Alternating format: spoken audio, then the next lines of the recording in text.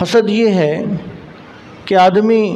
نے کسی کے اندر کوئی کمال دیکھا، کسی کے اندر کوئی خوبی دیکھی، تو آدمی کو یہ فکر پیدا ہو گئی کہ ہائے اس کو یہ کمال، یہ خوبی کیوں حاصل ہو گئی، اس سے یہ خوبی چھن جانی چاہیے۔ حسد یا تو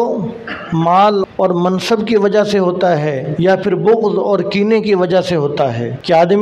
آدمی کے دل کے اندر مال کی محبت ہے، عہدے کی، منصب کی محبت ہے، تو کسی مال والے کو دیکھا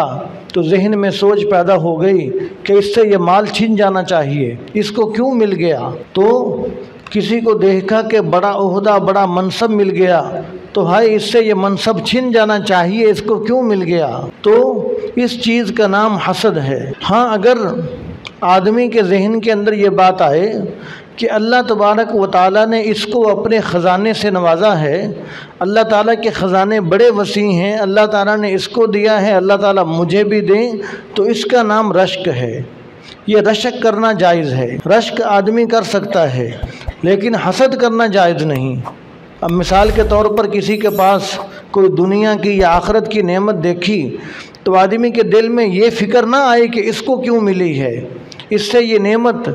دنیا کی یا آخرت کی، دین کی یا دنیا کی چھننی چاہیے، یہ بات ذہن میں نہ آئے۔ یہ ذہن میں آئے کہ اللہ تعالیٰ کے خزانے بڑے وسیع ہیں، اللہ تعالیٰ اپنے خزانوں میں سے یہ دنیا کی یا دین کی نعمت مجھے بھی عطا فرما دیں، اس چیز کا نام رشک ہے، اور یہ آدمی کر سکتا ہے، یہ کرنا جائز ہے۔ تو جو حسد کرنے والا ہے تو گویا کہ حسد کرنے والا اللہ تعالیٰ پر اعتراض کر رہا ہے، حسد کرنے والا اللہ تعالیٰ کے فیصلے پر، اللہ تعالیٰ کے تقسیم پر گویا کہ راضی نہیں ہے، وہ اللہ تعالیٰ کو یہ گویا کہ مشورہ دے رہا ہے کہ آپ کو یہ چیز اسے نہیں دینی چاہیے تھی، کہ یہ چیز آپ کو اسے نہیں دینی چاہیے تھی، آپ نے یہ عہدہ، یہ منصب،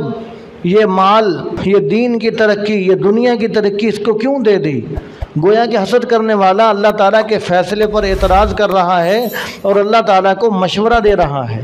تو اس سے بھی ہمیں بچنے کی ضرورت ہے۔ اگر ہم خدا نہ خواستہ حسد کریں گے تو گویا کہ ہم اللہ تعالیٰ کی تقسیم پر راضی نہیں ہیں۔ يا